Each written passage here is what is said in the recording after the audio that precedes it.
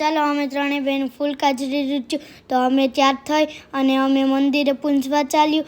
તમે કોમેન્ટ કરીને કહેજો અમે ત્રણેયમાંથી કોણ સારું લાગે. ત્યાં અમે પૂંજીને ઘરે આવી ગયું. મારા કાકાની છોકરીનું વ્રત ઉજવવાનું હતું તો અમે બધે ત્યાં ગયા. અમને ગોળ્યું કર્યું, કેટલી બધી ફરાળ ખાધી.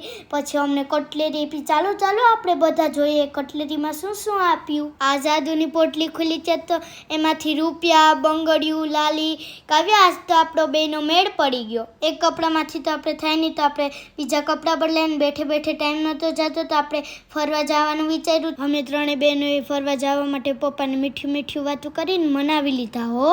ફરવા જવાનું એટલે થોડુંક મેકઅપ તો કરવો પડે. પછી અમે ત્રણે બહેનોએ કરી દીધી ડેન્ટિંગ પેન્ટિંગ અમારી ચાલુ. રૂપિયાનું બજેટ ઓછું હતું તો પછી આપણે સાદી પાણીની બોટલ લઈને હમ બધે નીકળી ગયા પીઠળમાં એ જવા માટે અમારો રથ લઈને. રસ્તામાં અમે જતા હતા તો જલંધર મહાદેવનું મંદિર જોઈ ગયા તો અમે દર્શન કરવા ગયા. એટલા બધી શંકર દાદા ઊંચા છે તો અમે બધે હિંમત કરીને ચડી ગયા ડુંગર ઉપર. પછી અમે ભોળિયાનાથના દર્શન કર્યા. મંદિરની સામે હતા ઝૂલા તો અમે બધી બહેનું વહી ગયું ઝૂલા ખાવા. પછી ઘડીક વાર ઝૂલામાં કબજો કરીને અમે પેટ ભરીને ઝૂલા ખાધા. આજનો આ મિની બ્લોગ તમને કેવો લાગ્યો કોમેન્ટ કરીને કહેજો પાછા. તો જો આ મિની બ્લોગમાં 5000 લાઈક આવશે તો મારો બીજો મિની બ્લોગ આવી જશે.